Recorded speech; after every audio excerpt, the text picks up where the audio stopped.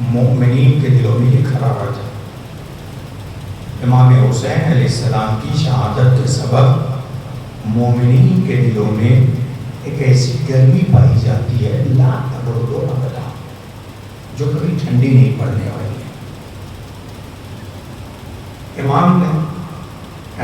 امام کے سلسلے میں پیغمبر نے اپنی حیات میں گویا کہ ایک پیشن گوئی کر دی کہ حسین قتل کیے جائیں گے، حسین شہید کیے جائیں گے، اور اس شہادت کا نتیجہ بھی پیغمبر نے بتایا کہ اس شہادت کی بنیاد پر کہ جس شہادت کو امام حسین علیہ السلام اپنائیں گے اور قبول کریں گے، اس کی وجہ سے مومنین کے دلوں میں ایک گرمی پائی جائے گی۔ آپ ذرا غور کیجیے گا، پیغمبر نے بھی لفظ استعمال جو کیا ہے وہ واقع آپ صاحبان ایمان کے لیے ہے، یعنی حسین کی شہادت کی گرمی کو محسوس کرنے کے لیے مسلمان ہونا شرط نہیں ہے، مومن ہونا شرط ہے۔ مومنین کا لفظ استعمال کیا ہے، مسلمین کا لفظ استعمال نہیں کیا۔ البتہ قرآن کریم نے مسلمان اور مومن میں بھی فرق خود بیان کیا ہے کہ وقالت اعراب آئے اور کہہ رہے ہیں کہ اے رسول آپ سے اعراب آ کر کے کہہ رہے ہیں کہ ہم ایمان لے کر کے آئے ہیں، آپ ان سے کہہ دیجئے کہ تم ایمان نہیں لائے، اسلام لائے ہو۔ یعنی پیغمبر نے اپنی حیات میں یہ بتا دیا کہ قرآن کے مطابق قرآن بتاتا ہے ایمان لانا اور ہے، اسلام لانا اور ہے۔ حسین کی شہادت کی گرمی کو محسوس کرنے کے لیے مسلمان ہونا شرط نہیں ہے، مومن ہونا شرط ہے۔ اور جو مومن ہونا شرط ہے۔ اب یہ حرارت ہوتی ہے کیا ہے، یہ گرمی ہوتی کیا ہے، میں آگے بڑھتا ہوں، اپنے موضوع کو بھی واضح کروں گا کہ میرا سلسلے تو ان 5 دنوں تک ہوگا کیا اور میں کس موضوع پہ گفتگو کروں گا۔ عزیزان گرامی، تھوڑی سی تمیدی گفتگو ہے اور انشاءاللہ میں اپنے موضوع پر آ جاؤں گا۔ شاید آج موضوع پہ کم گفتگو ہو پائے، اسی موضوع کی تمہید پہ گفتگو ہوگی اور انشاءاللہ اس موضوع کو بھی میں واضح کروں گا کہ آخر وہ موضوع کیا ہے۔ لیکن شہادت حسینی کی گرمی کیا ہے، امام حسین علیہ السلام کی یہ شہادت کیوں، آپ نے یہ قربانی کیوں پیش کی، اور یہ گرمی ہے تو ایسی گرمی ہے تو جو کیجیے گا۔ آپ ایمان سے بتائیے، آپ کی نارمل باڈی ہے، الحمدللہ آپ سب کو پروردگار عالم محفوظ رکھے ہر طرح کی آفتوں بلا مصیبت اور بیماریوں سے محفوظ رکھے پروردگار عالم، لیکن آپ کیسے محسوس کرتے ہیں کہ آپ کو بخار، کس طرح محسوس کرتے ہیں؟ جب آپ کو اپنی باڈی ہٹ محسوس ہوتی ہے، جب جسم آپ کو گرم محسوس ہوتا ہے تو آپ کو لگتا ہے کہ بخار ہے۔ بخار کیسے کہتے ہیں کہ جب جسم میں گرمی بڑھ جائے، جسم کی گرمی در حقیقت وہ باہر کم اور اندر زیادہ ہوتی ہے، جب وہ باہر آ جاتی ہے تب ظاہر ہو جاتا ہے کہ آپ کو بخار ہے۔ جو کیجیے گا، یعنی گرمی کا احساس کب ہوتا ہے کہ جب باہر سے محسوس ہونے لگے۔ شہادت حسینی ایک ایسی گرمی ہے جو مومنین کے دلوں میں پائی جاتی ہے، یعنی قتل حسین کا پہلا اثر دل پہ ہوتا ہے اور قتل حسینی کا اظہار جسم سے ہوتا ہے۔ اب وہ میں لفظ جسم کو واپس لیتا ہوں، یعنی شہادت حسینی کا غم دلوں میں ہوتا ہے، اثر کردار سے ظاہر ہوتا ہے۔ جو کیجیے گا، یعنی اب کردار کو بتانا پڑے گا کہ شہادت حسینی کی گرمی ہے کہ نہیں ہے۔ جو کیجیے گا، شہادت حسینی کی گرمی ہے کہ نہیں، شہادت حسینی کی گرمی ہے کہ نہیں۔ آخر اس شہادت حسینی کی گرمی سے کیا مراد ہے، آخر اس شہادت کو کیوں پیش کیا گیا؟ شہادت امام حسین علیہ السلام نے نہ تو اپنے نام و نمود کے لیے پیش کی کہ اس سے میں مشہور ہو جاؤں گا، تو جو کیجیے گا، نہ اس کے لیے پیش کی کہ نہ اس لیے نکلے، اس خواہش میں نکلے کہ گھمنڈ، ایک غرور کہ میں ایک بڑے حاکم کے مقابلے میں نکل رہا ہوں، تو جو کیجیے گا۔ ابھی میں نے موضوع واضح نہیں کیا کہ موضوع کے میں اس موضوع کے لیے تمیز بنا رہا ہوں.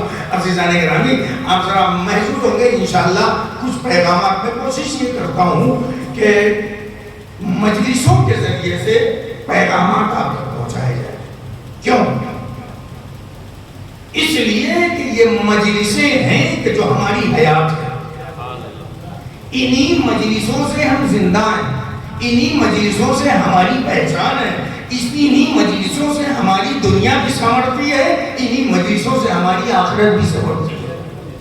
توجہ کیجئے گا, مجلسیں اگر پیغامات نہ دیں تو صرف ایک لیکچر پہلے ہیں. دنیا میں بہت سے بولنے والے, بہت سے سننے والے, لیکن مجلس میں سمجھتا ہوں کہ مجلس وہ ہے کہ جو انسان کو کردار سازی کی طرف لے کر کے جائے. جو کیجئے گا, مجلس وہ ہے جو انسان کو کردار سازی کی طرف لے کر کے جائے. تو آپ ذرا غور کیجئے گا یہ مجلسیں کیا کرتی ہیں. یہ مجلسیں انسان کو بیدار کرتی ہیں, اور ضرورت ہے ان چیزوں کی. آج کے زمانے میں الحمدللہ موبائل سب کے پاس ہے, بہت سی چیزیں مطالعے میں آ جاتی ہیں, بہت سی چیزیں سننے میں آ جاتی ہیں, لیکن مجلسوں کا کمال یہ ہے کہ مجلسیں انسان کو بیدار کریں. اور اگر انسان ان مجلسوں سے بیدار نہ ہوا تو کبھی نہ ہوگا.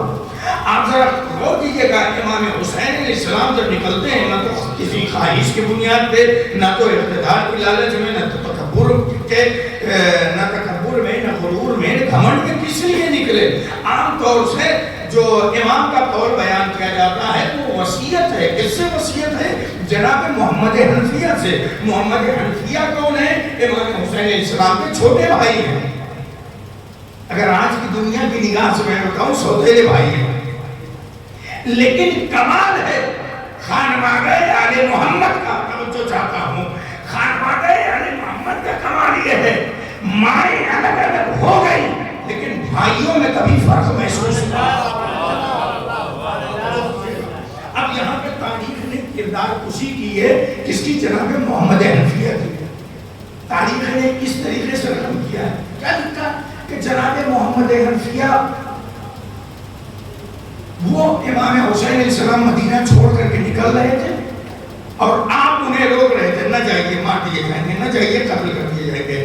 العیاذ باللہ جناب محمد حنفیہ کو یوں پیش کرنے کی کوشش کی گئی اور بعد میں لوگوں نے آپ کی اس بات سے نتیجہ یہاں تک کہ خود ہی نتیجہ نکال لیا کہ جناب محمد حنفیہ امام حسین کو روک رہے تھے اور خود انہوں نے امام حسین کا ساتھ امام حسین کے بھائی نے نہیں دیا. جو بھی یہ ایسے سوالات تاریخ میں پیش کیے گئے اور اغیار کی طرف ہماری طرف منسوخ کیے گئے کہ امام حسین علیہ السلام اگر ان کا قیام صحیح تھا تو ان کے بھائی محمد حنفیہ کیوں ان کے ساتھ نہیں گئے؟ جواب جاننا چاہتے ہیں. سوال پڑھی اور محمد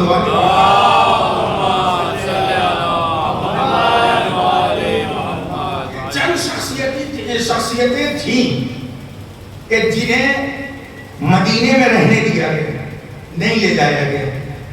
جن میں سے خواتین میں جناب ام البنین سلام اللہ علیہ, جناب ام سلمہ.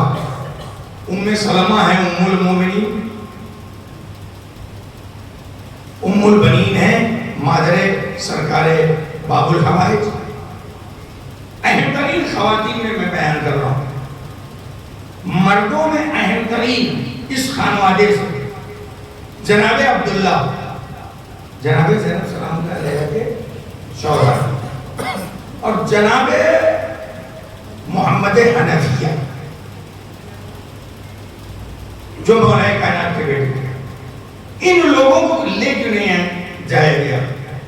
جہاں تک خواتین کی بات ہے میں صرف اشارہ کروں گا, میں زیادہ اس نحس پہ بولنے کا عادی نہیں ہوں. جناب ام البنین کو کیوں نہیں لے جایا گیا؟ جناب ام سلمہ کو کیوں نہیں لے جایا گیا؟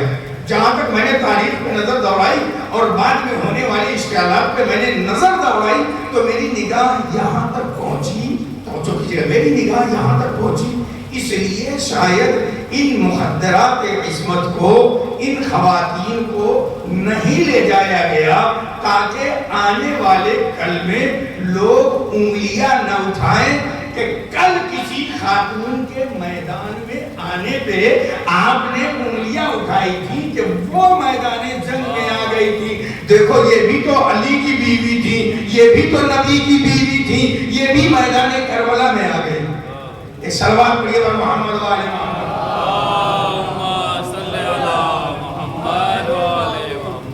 میں ابھی آگے آ رہا ہوں, میں تمہید بنا رہا ہوں, میں دیکھ رہا ہوں کہ آہستہ آہستہ لوگ آ رہے ہیں, اور میں انشاءاللہ بس تھوڑی دیر میں اپنے موضوع پر آ گیا اور اس تک میں گفتگو کو شروع کرنے جا رہا ہوں. یہ تمہیدی کلمات ہیں. محمد حنفیہ اور جناب عبداللہ جعفر کو یہ ذمہ داریاں دی گئی تھی. توجہ کیجئے گا, ابھی میں دلیل دیتا ہوں تاریخ کے آئینے سے. محمد حنفیہ کو بہت سے ایسے افراد تھے مدینے میں کہ جن کی کفالت خود امام حسین علیہ السلام کرتے تھے. وہ کون تھے؟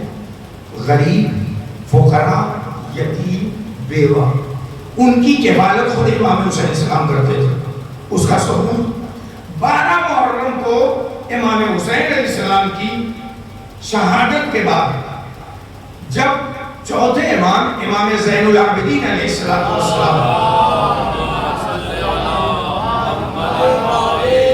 آپ جب آئے ہیں باعجاز امام حسین علیہ السلام کو دفن کرنے کے لیے, تو اس وقت بنی اسد والے وہاں پر موجود تھے, لیکن امام کے جنازے کو پہچان نہیں پا رہے تھے چونکہ لاش بے سر تھا. جب سارے شہداء کو دفن کر لیا گیا اور امام حسین علیہ السلام کو دفن کرنے کے لیے بنی اسد والے آئے, تو انہوں نے چھوٹے امام سے ایک سوال کیا. جب امام کی پہچان ہو گئی کہ یہ ہے, چوتھے امام نے بتایا یہ میرے بابا کا لاش ہے, ایک دفعہ بنی اسد والے سوالات کرتے ہیں, کہتے ہیں یہ تیر کا زخم ہے, یہ نیزے کا زخم ہے, یہ پتھروں کی چوٹ ہے, لیکن اے میرے مولا آقا یہ بتائیے کہ یہ جو پشت پہ کالے گھٹے دکھائی دے رہے ہیں یہ کس چیز کے نشانات ہیں, آخر یہ کیسی چوٹ ہے؟ چوتھے امام نے بتایا یہ کوئی زخم نہیں ہے, یہ کوئی چوٹ نہیں ہے.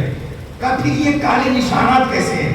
کہا میرا بابا جب مدینے میں تھا رات کی تاریکی میں غریبوں, فقیروں, یتیموں کے لیے آذوقہ تیار کرتا تھا, کھانے پینے کی گٹھریاں اپنے کاندھے پر لاتا تھا اور ان کے دروازے تک پہنچا دیا کرتا تھا. ارے میں اس جملے سے استفادہ کرنا چاہتا ہوں, اپنے اپنے دلوں پہ ہاتھ رکھیے گا اور سوچئے گا, اور یہ سوچئے گا, خود سے سوال کیجئے گا اور خود کو جواب دے لیجئے گا کہ حسین کے جس کے ماننے والے ہم ہیں, جس کے نقش قدم پہ چلنے کا ہم دعویٰ کرتے ہیں, کیا کبھی اپنی پوری لائف اور زندگی میں ہم نے امام حسین کے اس نقش قدم پہ چلنے کی کوشش کی ہے کہ ہم نے کبھی گٹھڑیاں بنائی ہو اور چپ چاپ یتیموں, فقیروں اور مسکینوں تک پہنچا دی ہو؟ اگر نہیں پہنچائی ہے تو اس سنت حسینی پہ عمل کب کیا جائے گا؟ اور اگر ہم حکومت اور مدد کرنے کی بھی کوشش کرتے ہیں, مدد تو بعد تک مددگار تک پہنچتی ہے, اس کی سیلفی گٹھڑیوں کی پہلے پہنچ جاتی ہے. ایک درود پڑھیے پر محمد و آل محمد.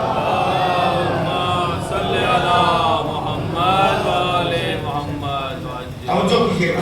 تو وہ ذمہ داریاں تھیں امام حسین علیہ السلام جب مدینہ چھوڑ کر کے نکلے ہیں تو جناب محمد حنفیہ اور جناب عبداللہ ابن جعفر کے حوالے تھی.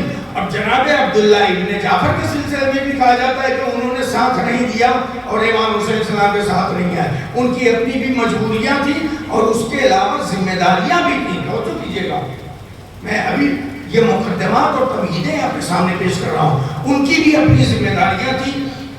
جو لوگ جناب عبداللہ ابن جعفر کے انگلیاں اٹھاتے ہیں جب انہوں نے امام حسین علیہ السلام کا ساتھ نہیں دیا, اب میں معتبر ترین تاریخ آپ کے سامنے پیش کر رہا ہوں. جو دلیل ہے جناب عبداللہ ابن جعفر کا امام حسین علیہ السلام کے قیام میں حمایت کرنا. یہ بتائیے آپ میں سے جو حضرات صاحب اولاد ہیں, خدا ان کی اولادوں کو سلامت رکھے, باپ اور بیٹے اگر ایک منزل پہ دونوں ہوں, اگر مرنے کی نوبت آ جاتی ہے کہ ان میں سے کسی ایک کو مرنا ہے, تو آپ ایمان سے بتائیے آج کے زمانے کا کوئی ایسا باپ ہوگا جو بیٹوں کو آگے کر دے اور خود پیچھے ہٹ جائے؟ لیکن اگر کوئی باپ بیٹوں کو آگے کر رہا ہے اور خود پہنچا رہا ہے تو جو کیجیے گا، تو اس کا مطلب یہ ہے کہ اس کی حمایت حاصل ہے۔ جناب اونو محمد جب مدینے سے یہ قافلہ نکلا تھا، امام حسین علیہ السلام کا قافلے حسینی میں نہیں تھے۔ میں حوالے کے ساتھ اس بات کو جانتا ہوں اور معتبر ترین حوالہ، مدینے سے ساتھ میں نہیں تھے۔ جب امام حسین علیہ السلام مدینہ چھوڑ کر کے مکے میں 4 مہینہ اور کچھ دن کا قیام تھا، اس درمیان جناب عبداللہ اپنے دونوں بیٹوں کو لے کر کے آئے ہیں مکے، اور مکے میں کچھ دن قیام کے بعد آپ نے امام حسین علیہ السلام سے کچھ مدینے کی گزارشات دی اور کچھ فرمائشات حاصل کر کے جب آپ مدینہ واپس جانے لگے ہیں تو آپ نے جاتے جاتے کہا میں تو آپ کے ہمراہ نہ رہوں گا، میری جانب سے اب یہ میرے دونوں بچے رہیں گے۔ ایمان سے بتائیے کہ کیا وہ عبداللہ جو اپنے بچوں کو امام حسین کے سپرد کر رہا ہے، کیا وہ قیام امام حسین کا مخالف رہا ہوگا؟ ایک درود پڑھیے بڑا محمد والے محمد۔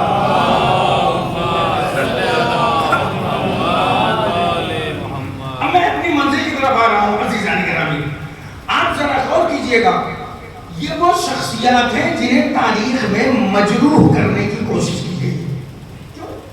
تاکہ کربلا کا رخ بدلا جائے۔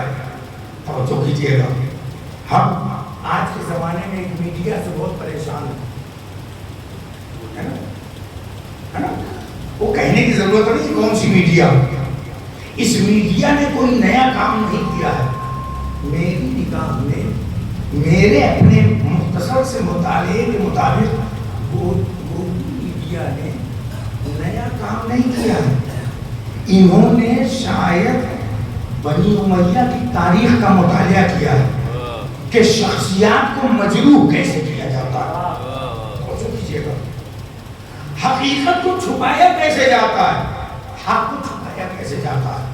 عزیزان گرامی، کربلا میں جس منزل پہ تھا، امام حسین علیہ السلام کربلا سے جب نکل رہے تھے تو ضرور جناب محمد حنفیہ نے یہ کہا اور یہ مسلم ہے اور یہ سوال کیا انہوں نے، آپ مدینہ چھوڑ کر کے کیوں جا رہے ہیں؟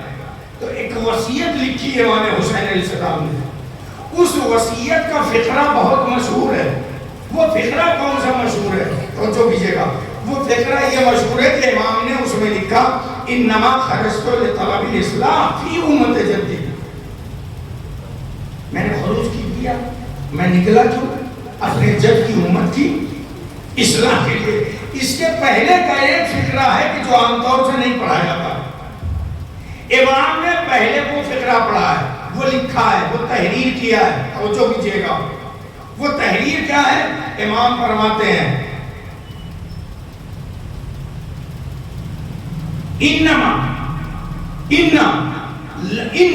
لم اخرج، امام فرماتے ہیں انما لم اخرج اشرا ولا بطرا ولا مفسدا ولا ظالما۔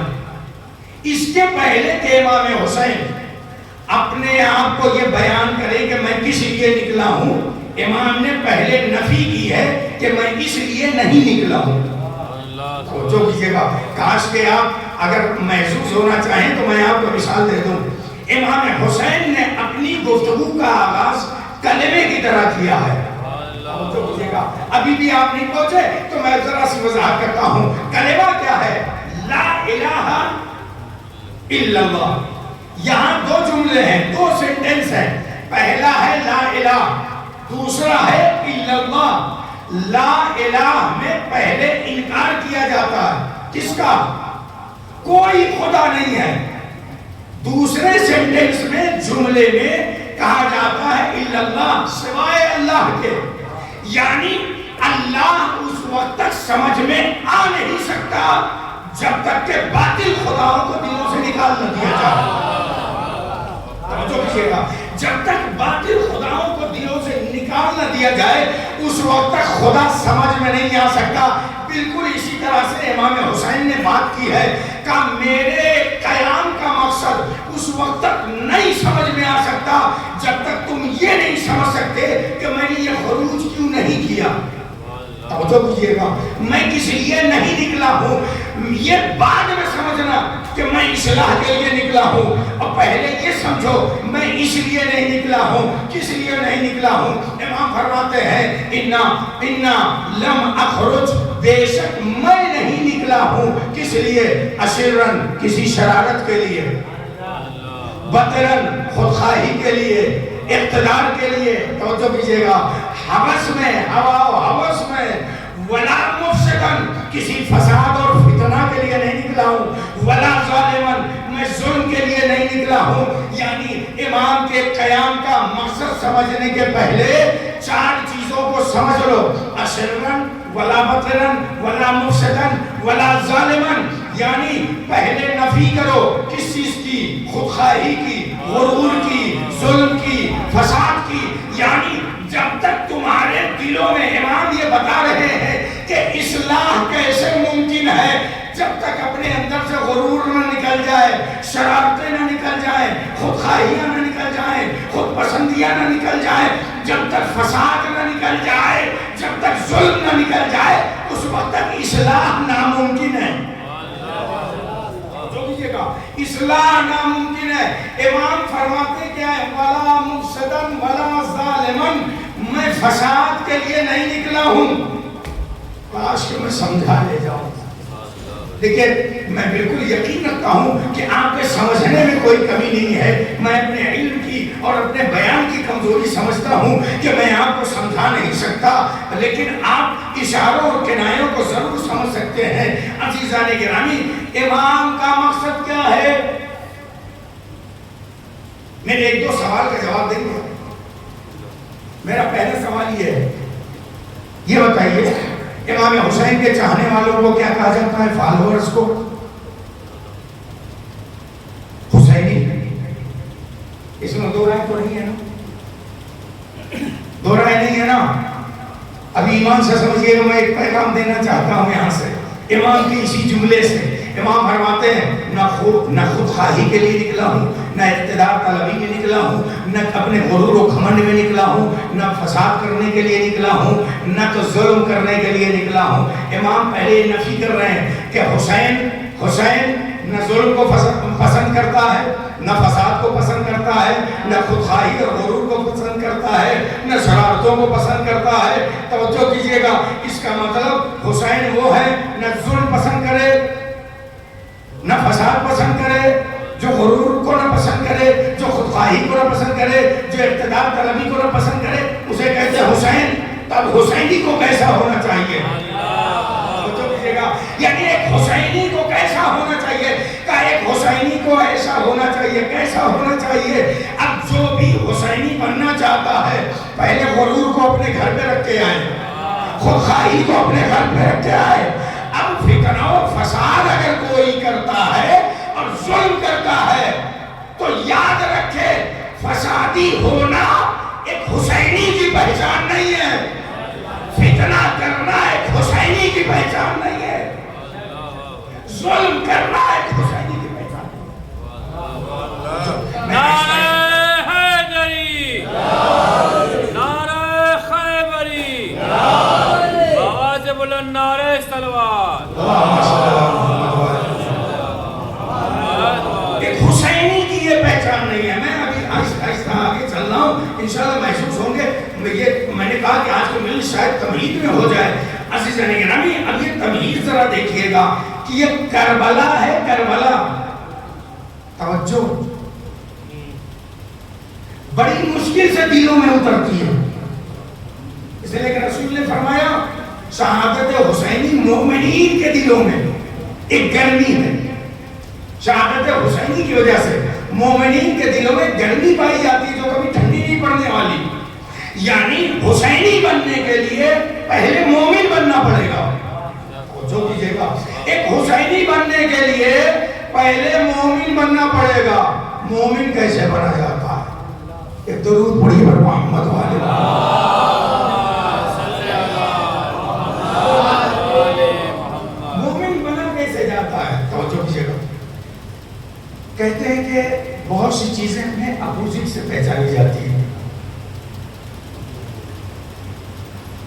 دن کو پہچاننا ہے.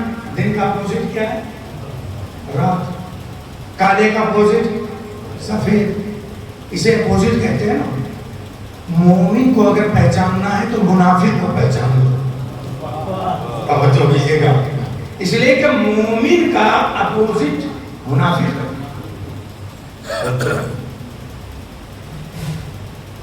اسلام کا اپوزٹ کفر ہے. توجہ کیجیے گا. اب مومن کو پہچاننا ہے تو پہلے منافق کو پہچان لو. توجہ. منافق کیسے پہچانا جائے گا؟ پیغمبر اکرم حضرت محمد مصطفیٰ صلی اللہ علیہ وآلہ وسلم آپ ارشاد کرواتے ہیں, کہتے ہیں آیت المنافق ثلاث. منافق کی 3 پہچان ہے. میں نے کہا ہے کہ آپ منافق نہ پھنسے رہ جائیے گا. میں نے کہا اپوزٹ سے پہچانا جائے گا اور آسانی سے, مخالف سے. منافق کی 3 پہچان پیغمبر نے بتائی ہے. آیت المنافق ثلاث. منافق کی 3 پہچان ہے. وہ کیا ہے؟ اول, پہلی پہچان کیا ہے؟ آپ فرماتے ہیں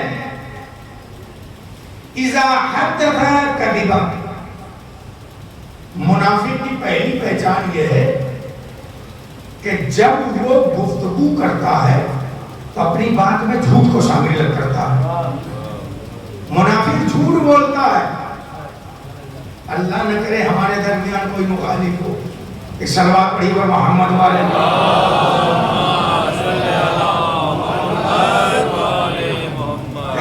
میں نے منافق نہیں کہا, مخالف میں نے کہا ہے, بچ کر کے.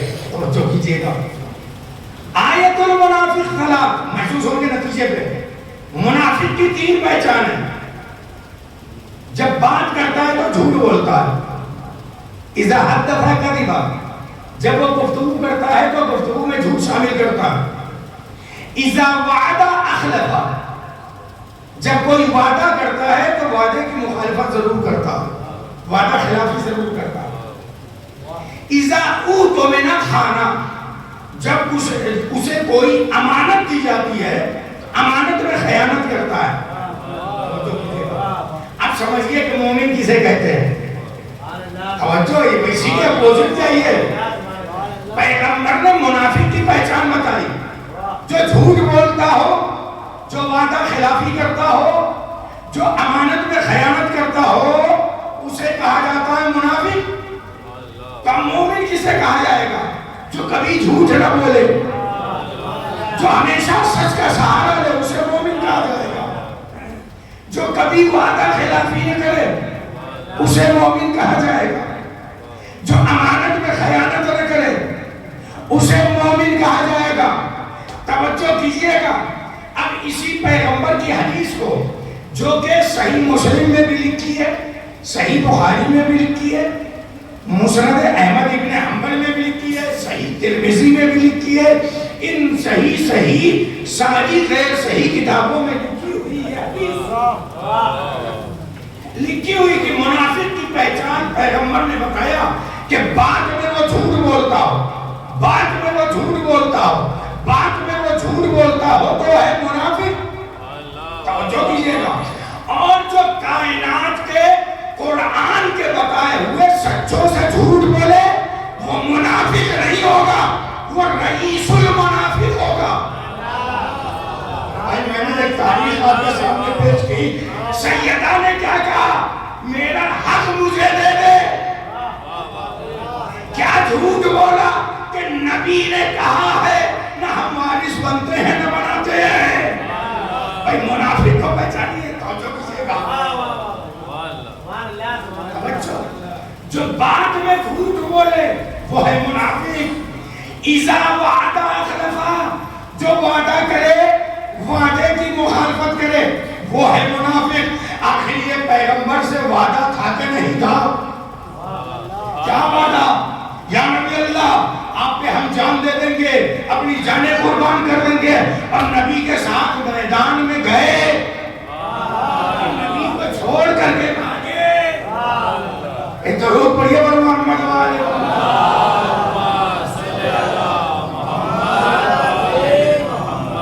امانت میں خیانت. توجہ کیجیے گا، امانت میں خیانت کیا؟ آپ ذرا غور کیجیے، قرآن بھی امانت، اہل بیت بھی امانت، یہ ساری امانتیں پیغمبر نے امت کے سپرد کیا تھا، لیکن قرآن کے ساتھ کیا سلوک؟ قرآن کو بھی نیزے پہ رکھ دیا، اہل بیت کو بھی نیزے پہ رکھ دیا۔ یہ امانت میں خیانت ہے، توجہ کیجیے گا، یہ امانت میں خیانت ہے۔ تو اگر حسینی بننا ہے تو حسینی سے پہلے مومن بننا پڑے گا، مومن بننا ہے تو پہلے منافقت کو نکالنا پڑے گا۔ توجہ کیجیے گا، منافقت کو نکالنا پڑے گا۔ منافقت کیسے نکالی جاتی ہے اور منافقت کیسے ہوتی ہے؟ جب اپنوں کی بس میں ہو، تنہائیوں میں ہو، تب تو رہبران قوم و ملت کی برائی کی جاتی ہو۔ جب فیس بک پہ آ جائے تو اظہار تعزیت پیش کی جائے۔ جو کیجئے گا، سمجھنا آپ کا کام ہے، ہر بات بالکل کھل کر کے بیان کرنے کی ضرورت نہیں ہے۔ توجہ کیجئے گا، یہ ایک حسینی کی پہچان نہیں ہے۔ حسینی اسے کہتے ہیں کہ جس کے گفتار اور کردار میں فرق نہ ہو، یعنی جو کہہ رہا ہو وہ کر رہا ہو۔ توجہ کیجئے گا، جو کہے وہ کر کے دکھائے، اسے حسینی کہا جاتا ہے۔ توجہ کیجئے گا، اسے حسینی کہا جاتا ہے۔ یاد رکھیے گا، میں بھی اس چیز کا قائل نہیں ہوں۔ لوگ کہتے ہیں کہ تھوڑی دیر کے لیے برا نہ مانیے گا، میں اپنی بات کو مکمل وضاحت جب تک نہیں کر لوں گا آگے نہیں بڑھوں گا۔ حسین زمان، حسین وقت، میں اس سے متفق ہوں۔ اب کائنات میں کوئی دوسرا حسین پیدا نہیں ہو سکتا۔ توجہ، حسین تو پیدا نہیں ہو سکتا لیکن حسینی پیدا ہو سکتا ہے۔ اس سے تو انکار نہیں ہے نا آپ کو، حسینی پیدا ہو سکتا ہے۔ اس کی دلیل خود امام حسین کے قول سے میں دے دوں۔ امام نے دربار یزید میں کیا کہا تھا، دربار مروان میں کیا کہا تھا جب بیعت کے لیے طلب کیا گیا تھا؟ امام نے یہی تو کہا تھا، مثلی لا یبایع مثلا، مجھ جیسا، حسین جیسے کہ مجھ جیسا یعنی حسین جیسا، مجھ جیسا یعنی حسین جیسا یزید جیسے کی بیعت نہیں کر سکتا۔ امام تو خود کہہ رہے ہیں کہ مجھ جیسا۔ ارے نہیں سمجھے، کاش کہ میری بات واضح ہو جاتی۔ حسین خود کہہ رہے ہیں مثلی یعنی مجھ جیسا ہو سکتا ہے، حسین نہیں ہو سکتا، حسین جیسا ہو سکتا ہے۔ لیکن اصل اور نقل میں بڑا فرق ہے۔ توجہ کیجئے گا، ایک ہوتی ہے اوریجنل آئیڈینٹیٹی، ہے نا، ایک آئی ڈی کارڈ آپ ہے اور پھر اسی آئی ڈی کی آپ کو ضرورت پڑی تھی سم نکلوانا، تو وہاں پہ فوٹو کاپی مانگی گئی، ہے نا، فوٹو کاپی مانگی گئی۔ آپ بتائیے کہ دونوں برابر ہیں؟ ایک اصل ہے، ایک نقل ہے، لیکن نقل نے اتنا تو کام کیا کہ اصل کی جگہ لگ گئی۔ اصل کی جگہ جہاں اصل نہ رہے وہاں نقل سے بھی کام چلایا جاتا ہے، لیکن اسے سرٹیفائی کرنا پڑتا ہے، اسے سرٹیفائی کرنا پڑتا ہے کہ یہ نقل بھی اصل کے برابر ہے۔ یہ نقل بھی اصل کے برابر ہے۔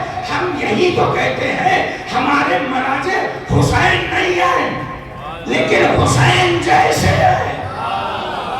کہ بھائی آپ کہاں سے کہتے ہیں، یہ کہاں سے سرٹیفائی ہے؟ کہ سرٹیفائی وہاں سے ہوگا، جائیے توقیع پڑھیے کہ جب ہم نہ ہوں گے آنے والے واقعات کے لیے ہمارے راویوں کی طرف رجوع کرنا۔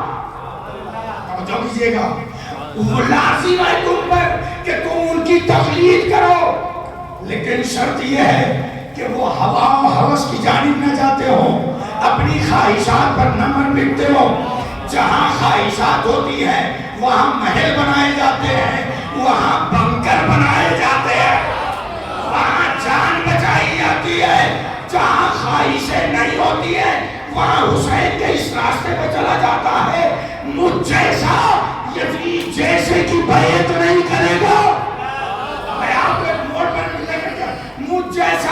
یزید جیسے کی بیعت نہیں کرے گا.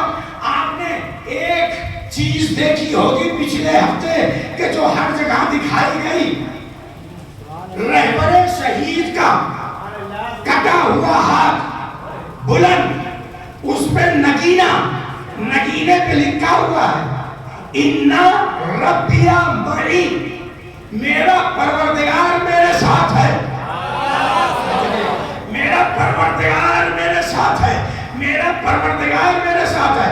آپ نے بس نگینہ دیکھ لیا، اس پہ لکھا ہوا دیکھ لیا. میں بند مٹھیوں کو دیکھ رہا تھا. یہ دو طرف اشارہ تھا. ایک تو یہ تھا، یہ ایک محکم تماچا باطل کے روپ ہے. دوسرا رخ یہ ہے کہ یاد رکھو، دنیا دیکھ لے، مرتے مر گیا، مٹھیاں نہیں کھولی تاکہ باطل یہ نہ کہہ سکے کہ میرے ہاتھوں پہ بیعت کر لی. درود پڑھیے پر محمد والے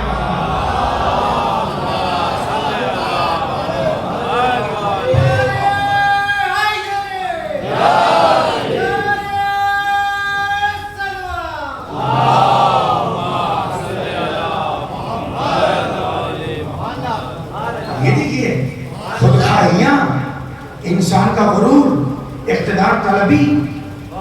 جانتے جب رہبر انقلاب کو رہبر چنا گیا اور مجلس خبرگان جو وہاں 86 ممبران ہیں وہ سبھی اجتہاد کے گریڈ پہ ہیں، وہ بیٹھ کر کے رہبر انقلاب کا جب تعین کرتے ہیں، تو جب وہ میٹنگ ہوئی اور اس میٹنگ میں جب آپ کا نام پیش کیا گیا تو سوال یہ کیا گیا، جو اسپیکر اس کے تھے انہوں نے سوال کیا کہ ان کے انتخاب پہ کسی کو اعتراض ہے تو کھڑا ہو جائے.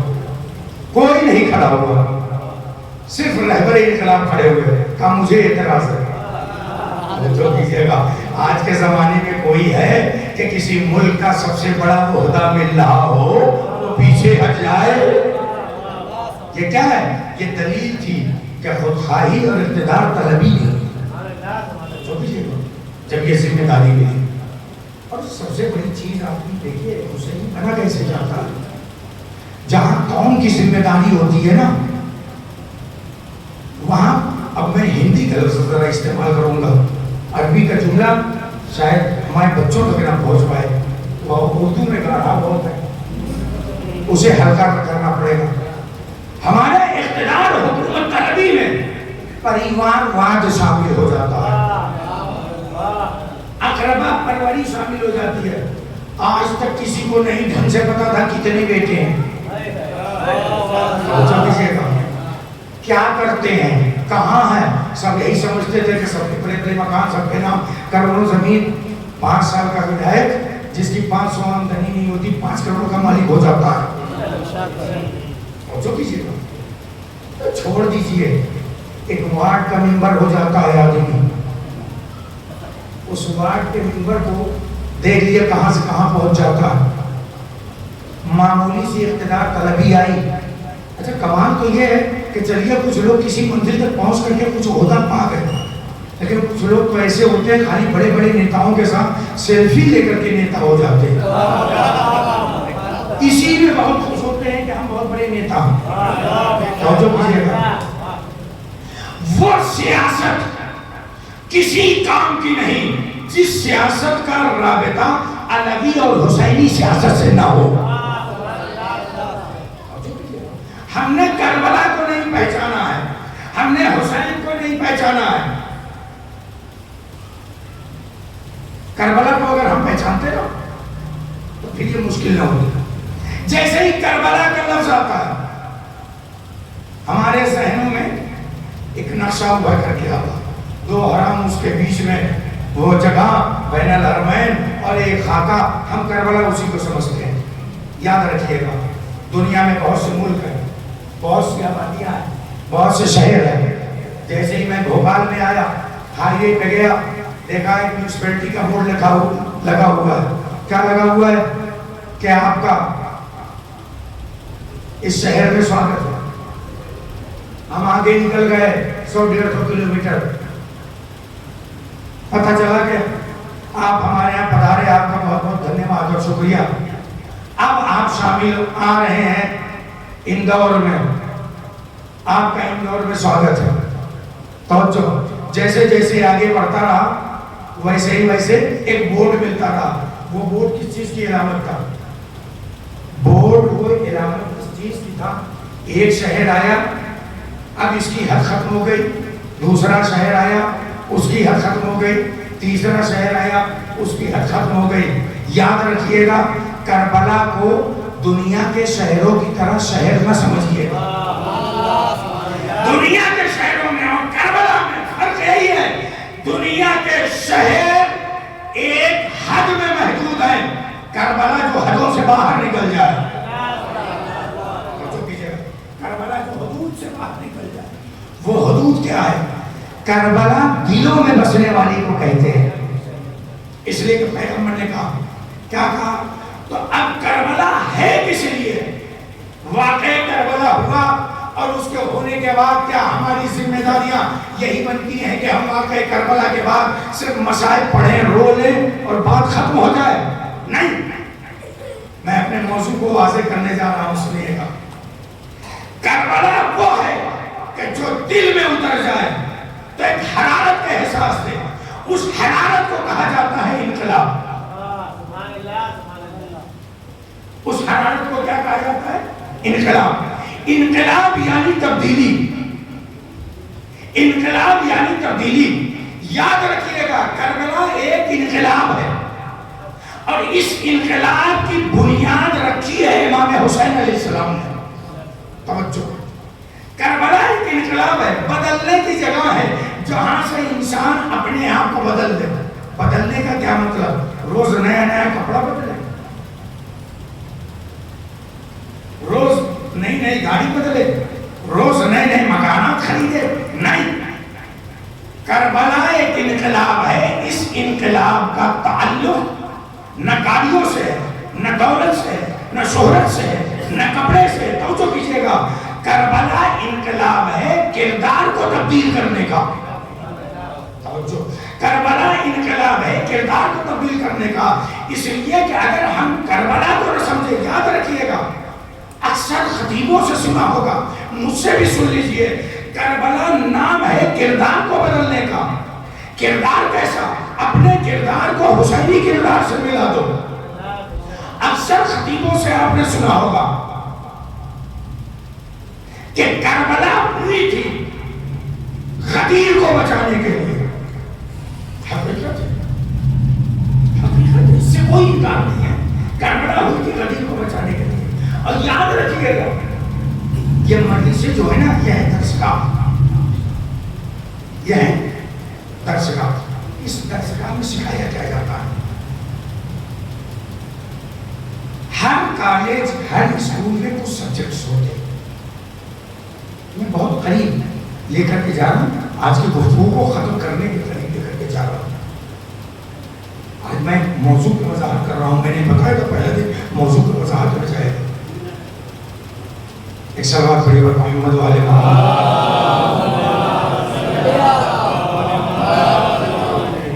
کسی اسکول اور کالج میں جاتے ہیں کہ بچے ہمارے بیٹھے ہوئے ہیں, میں ان سے پوچھوں گا کہ اسکول جاتے ہیں آپ سب پڑھنے کے لیے, کامن ایک سبجیکٹ آپ لوگوں کو سب کا ہو, چاہے وہ نرسری کے ہوں, چاہے وہ کے جی کے ہوں, چاہے فرسٹ کے ہوں, ففتھ کے ہوں, سکستھ کے ہوں. ایک کامن چیز ہے جی کے, جی فقط اور نالج کے بعد نالج. یہ سائلنٹ ہے نا. ہماری مجلسوں میں بھی ایک سبجیکٹ ہے, وہ بھی جی کے ہے, لیکن فرق ہے دنیا کے جی کے سے. کاش کہ آپ کو ہو جائے. دنیا کے جی کے میں کے سائلنٹ ہو جاتا ہے, لیکن ہماری مجلسوں کا کے جو ہے وہ سائلنٹ نہیں ہوتا. یہی تو موضوع ہے مجلسوں کے, جی فار غدیر, کے فار کربلا. ان سے ہٹ کر کے گفتگو نہیں ہونی چاہیے. توجہ, جی فار غدیر, کے فار کربلا. غدیر اور کربلا کو اگر ہم سے چھین لیا جائے تو ہماری کوئی بساط نہیں, ہماری کوئی حیثیت نہیں. توجہ, غدیر غدیر اور کربلا تک پہنچنے کے لیے ہمیں اصول اور فروع کو پڑھنا پڑے گا. آج میں اصول دین تک جاؤں گا, کل فروع دین تک آؤں گا, تب سمجھ میں آئے گا کہ کربلا ایک انقلاب کیسے ہے. میں گفتگو سمیٹنا چاہ رہا ہوں, ختم کرنا چاہ رہا ہوں. مکتب الحمدللہ کیا چلتا ہی ہے. آپ لوگ مکتب بھی پڑھنے آتے ہوں گے, مدرسہ. اصول دین پڑھا ہے بچوں آپ نے؟ اصول دین یعنی دین کی جڑیں کتنی ہیں؟ 5. اول توحید, دوسرے, تیسرے, چوتھے, پانچویں ایک صلوات پڑھی پر محمد والے.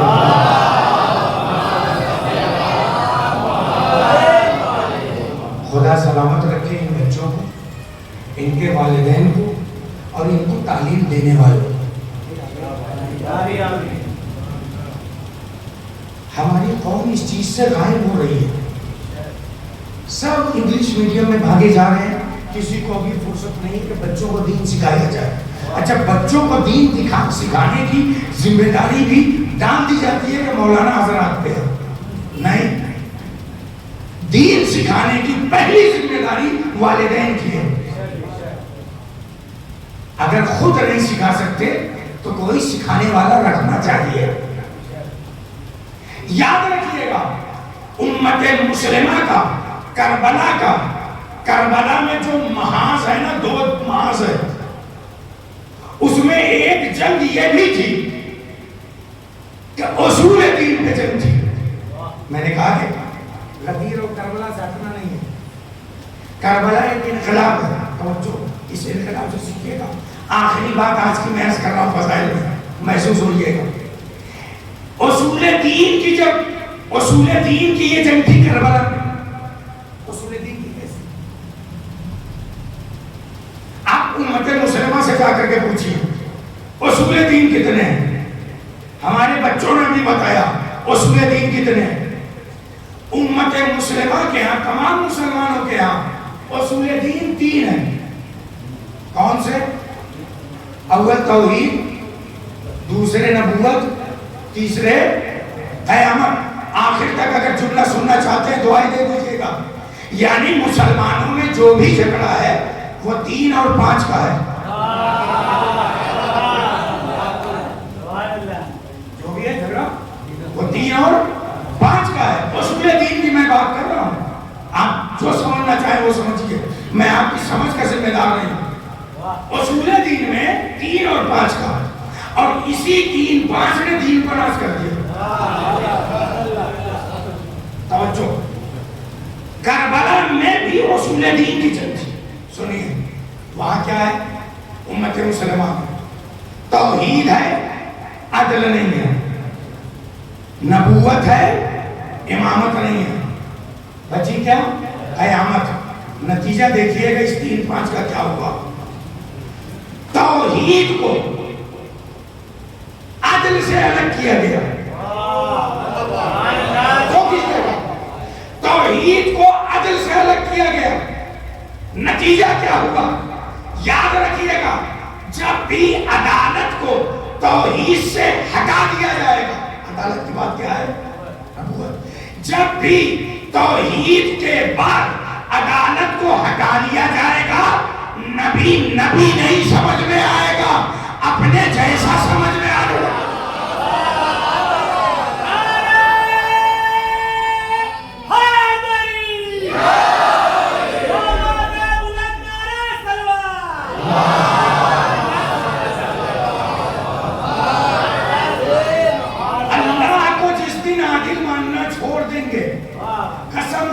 اس دن اپنے جیسا نبی نظر آنے لگے گا. توحید کے بعد عدالت کو چھوڑنے کا نتیجہ نبی اپنے جیسا نظر آنے لگا. نبوت کے بعد امامت چھوڑنے کا نتیجہ, توجہ کیجیے گا, نبوت کے بعد امامت کا چھوڑنے کا نتیجہ, امامت کے بعد ہے کیا؟ قیامت. جس دن بھی نبوت کے بعد امامت کو ہٹا لیا جائے گا, زندگی قیامت میں نظر آئے گی. نظر آئے گی. جو دکھنا چاہیے وہ حاصل نہیں ہوگا. کربلا میں توحید کا جھگڑا تھا, عدالت کا جھگڑا تھا. توجہ کیجئے گا, امام حسین نے جو کہا کہ میں نکلا ہوں اپنے نانا کی امت کی اصلاح کے لیے, آخر کون سی اصلاح چاہتے تھے وہ کل بیان کروں گا. بس 2-3 جملے. اصلاح کا مطلب اے میرے مولا آقا وہ میری طرف دیکھیے گا, ہر بات کہنے کی نہیں ہوتی ہے, کچھ دیکھنے کی بھی ہوتی ہے, کچھ سمجھنے کی بھی ہوتی ہے. بھائی پہلے منبر سے یہی تو کیا گیا تھا, دکھایا بھی گیا تھا, سنایا بھی گیا تھا. دکھایا بھی گیا تھا, سنایا بھی گیا تھا, توجہ, بتایا بھی گیا تھا, توجہ, کردار کے ذریعے سے بھی, گفتار کے ذریعے سے بھی. تو اب ہر منبر سے بھی کچھ دکھانا بھی چاہیے, کچھ سنانا بھی چاہیے. یاد رکھیے گا امام کس چیز کی اصلاح چاہتے تھے کہ دین بدلا جا رہا ہے. دین بدلا جا رہا ہے. کیا دین بدلا جا رہا ہے؟ امام نے کہا دیکھو اب میں کام ایسا کروں گا, توجہ, کام ایسا کروں گا, دین میں اصلاح کی ضرورت ہے. اصلاح کی ضرورت امام نے بتائی تھی. کہا مروان کے دربار میں, مروان کے دربار میں امام نے کہا تھا کہ مروان ولید کے دربار میں, ولید کے دربار میں, ولید ابن عتبہ کے دربار میں, مدینے میں امام نے فرمایا تھا کہ میں کون ہوں اور یزید کون ہے جس کی میں بیعت نہیں کروں گا. وہاں امام نے بتایا تھا چونکہ وہ شرابی ہے, حلال کو حرام کر رہا, توجہ, حرام کو حلال, حلال کو حرام کر رہا. یعنی اصلاح کا مقصد شاید امام حسین علیہ السلام کا یہ بھی تھا کہ غدیر کو لوگوں کو یاد دلایا جائے. اصلاح کا مقصد یہ بھی تھا اب نماز جمعے کی جمعے ہی کو ہو, کوئی بدھ کو پڑھانے کی ہمت نہ کرے. نماز صبح کی 2 رکعت ہے تو 2 ہی رکعت رہے, 4 رکعت نہ ہونے پائے. اپنی مرضی کے مطابق کوئی دین چلانے کی کوشش نہ کرے. امام حسین علیہ السلام ایک انقلاب کی صورت نکلے تھے. کربلا ایک انقلاب ہے, کربلا ہے تبدیلیاں پیدا کرنے کے لیے. کس میں؟ کردار میں. کل انشاءاللہ اب یہیں سے گفتگو ہوگی کہ کربلا ایک انقلاب ہے تو کیسے ہوگا. یاد رکھیے گا انقلاب کربلا کی بنیاد رکھنے والے کا نام ہے حسین, اور اس انقلاب کی عمارت کو کھڑے کرنے والے کا نام ہے زینب السجاد. اگر یہ دونوں نہ ہوتے تو اس انقلاب کی عمارت کبھی کھڑی نہ ہوتی. آج پہلی سفر ہے. روایتوں کے مطابق آج وہ تاریخ ہے کہ جس تاریخ میں اسیران اہل حرم کا قافلہ دروازہ شام میں پہنچ گیا. کربلا سنانے کی چیز نہیں ہے, مقتل سنانے کی چیز نہیں ہے, محسوس کرنے کی. اپنے احساسات کو اگر آپ کربلا تک لے جاتے ہیں تو انشاءاللہ ضرور پہنچے گے. آنسو چند قطرے آ جائیں یہی کافی ہے. کربلا میں انقلاب کیسے برپا کیا ہے. جناب زینب اور جناب سجاد کے خطبوں میں انشاءاللہ آہستہ آہستہ وہ بھی بیان ہوں گے. تو اس منزل تک جاؤں گا اور پہنچوں گا. میں وہ والی بھی خطابت کر سکتا ہوں جو اتنا سب کچھ یاد کر سکتا ہے, وہ لفاظیہ بھی یاد کر سکتا ہے, لیکن میں لفاظی میں وقت نہیں بیان کرنا چاہتا. میرے عزیزوں, میرے بھائیوں, میرے بزرگوں, ہم سب ایک دوسرے کو سنبھالنے پہ لگے. کاش کہ ہم خود بھی کام کر لیں, ساری مشکلات ہو جائیں. پہلی سفر بڑا سخت ہے زینب کے لیے, شام میں حاضر ہونا. جانتے ہیں زینب کون ہے؟ تمہید کے لیے چند جملے میں آپ کے سامنے عرض کر دوں, مسائل کے لیے آپ آمادہ ہو جائیں. بھائی اور بہن کی محبت کیا ہوتی ہے آپ ذرا زینب سے پوچھیں. روایت میں ہے کہ جناب زینب سلام اللہ علیہ کی شادی ہو گئی اور بیاہ کر کے جناب عبداللہ کے گھر پہنچ گئی. 3 دن ہو گئے، زینب نے اپنے بھائی کی زیارت نہیں کی. عبداللہ کے سامنے ہاتھوں کو جوڑ کر کے کھڑی ہوتی ہے، کہتی ہے میرے شوہر نامدار مجھے اجازت دے دیجیے میں اپنے بھائی کا دیدار کر لوں. 3 دن ہو گئے ہیں، اگر زینب نے اب نہ دیکھا تو زینب تڑپ تڑپ کے مر جائے گی، مجھے اجازت دیجیے. آپ نے دیکھا میں اپنی پردے کے پیچھے بیٹھی ہوئی بہنوں سے التجا کرنا چاہتی ہوں کہ اگر زینب کی کنیزی کا دم بڑھتی ہے تو زینب سے ذرا آپ پوچھئے کہ جو عالمہ غیر معلمہ ہے، امامت جس سے مشورہ کرے، وہ گھر سے نکلنا چاہتی ہے لیکن اپنے شوہر سے اجازت لے کر کے نکلتی ہے. زینب کی سنت کو ضرور یاد رکھنا. میری بہنوں، زینب کے اس جملے کو یاد رکھنا. زینب نے 3 دن سے بھائی کو دیکھا نہیں تھا. عبداللہ سے اجازت طلب کرتی ہیں، کہتی ہیں مجھے اپنے بھیا کی زیارت کی اجازت دیجیے. جناب عبداللہ نے اجازت دی. جناب زینب اپنے حجرے میں جاتی ہے، اپنی چادر کو ڈالتی ہے، ابا کو ڈالتی ہے، گھر سے نکلتی ہے. صحن خانہ ہے، صحن خانہ کے بعد صدر دروازہ ہے. جیسے ہی صحن خانہ میں پہنچتی ہے، دروازے کے پاس زینب پہنچ کر کے جیسے دروازہ کھول کر کے باہر نکلنا چاہتی ہے، باہر سے کسی نے دب الباب کیا. ایک دفعہ زینب کہتی ہے کون؟ آنے والا کہتا ہے بی بی میں آپ کے بھائی کا غلام آیا ہوں. ارے میرے بھائی کا کوئی پیغام لے کر کے آیا ہے. کہاں؟ آپ کے بھیا نے مجھ سے کہا ہے میری بہن زینب سے کہہ دو دن کا اجالا ہے، وہ گھر میں تشریف رکھے، میری بہن گھر سے نہ نکلے، حسین خود ملنے کے لیے آ رہا ہے. اللہ اکبر، اللہ اکبر. جزاک اللہ خیر الجزا. خدا آپ کو کوئی غم نہ دے سوائے غم آل محمد کے. اے میرے عزیزو، جناب زینب ہے، واپس آتی ہے، دروازہ نہیں کھولتی ہے، دروازہ کھول کر کے آ کر کے بیٹھ جاتی ہے. اسی صحن میں ایک چبوترا بنا ہوا تھا، اسی چبوترے میں جناب زینب بیٹھ جاتی ہے. کچھ دیر انتظار کرتے کرتے زینب وہیں پہ بیٹھی بیٹھی سو گئی. اللہ اکبر. میری طرف دیکھیے گا، جناب زینب جب سو گئی کچھ دیر تک سوتی رہی. اچانک آنکھ کھلی تو محسوس ہوا جیسے کسی نے میرے اوپر اپنی ابا کا سایہ کیا ہو. اللہ اکبر. جیسے کسی نے ابا کا سایہ کیا ہو. زینب کی جیسے ہی آنکھ کھلی ابا کا سایہ دیکھ کر کے ایک دفعہ ابا ہٹاتی ہے، کیا دیکھتی ہے کہ بھیا ہے. بھیا سے لپٹ جاتی ہے اور لپٹ کر کے روتی ہے اے میرے بھیا 3 دن سے آپ کو نہیں دیکھا. اے بھیا آپ آئے تو آپ نے مجھے جگایا کیوں نہیں؟ کہا بہنا تم سو رہی تھی، میں تمہارے آرام میں خلل نہیں ڈالنا چاہتا تھا. ارے اب زینب نے کہا بھیا آپ آئے تو چلیے ٹھیک ہے، آپ نے مجھے جگایا نہیں، آپ یہ اپنی ابا میرے اوپر کیوں کیے ہوئے تھے؟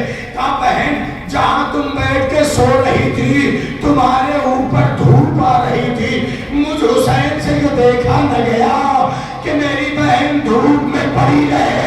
عجب نہیں یہ منظر زینب کو یاد رہا ہو. ارے جب 11 محرم کو زینب کو مقتل سے گزارا گیا ہوگا، بھیا کا لاشا تپتے ہوئے صحرا میں پڑا ہوگا، زینب کی نگاہ بڑی ہوگی یہ میرے ماں جائے مجھے معاف کرنا، تمہارا لاشا مقتل میں پڑا ہوا ہے، دھوپ اتنی شدید ہے لیکن زینب آج سایہ نہیں کر سکتی اس لیے کہ زینب کے سر پہ چادر نہیں ہے. اللہ اکبر. جزاک اللہ خیر الجزا. خدا آپ کو کوئی غم نہ دے سوائے غم آل محمد کے. ہاں یہی وہ زینب کہ جس کے پردے کا اتنا خیال تھا. آج پہلی سفر تھی، زینب والد شام ہو رہی ہے.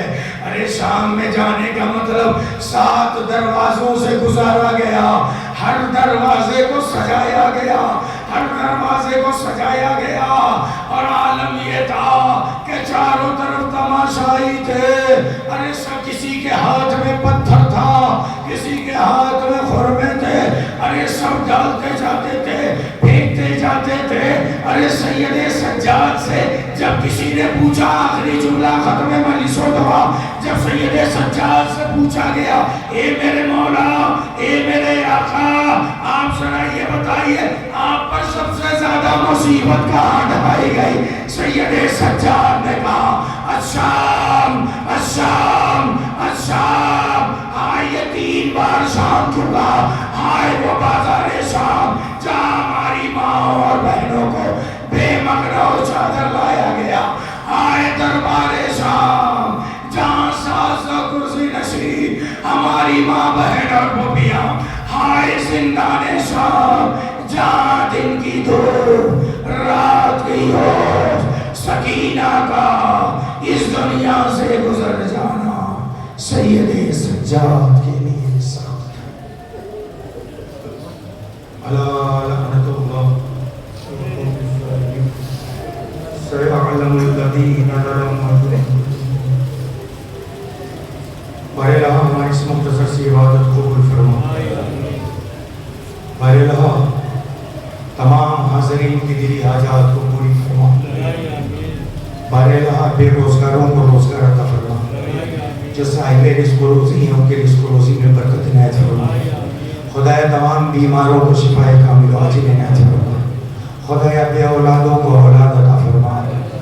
خدایا ہم سب کو واجبات پر عمل کرنے کی توفیق عطا فرما، حرام کاموں سے اور گناہوں سے بچنے کی توفیق عطا فرما۔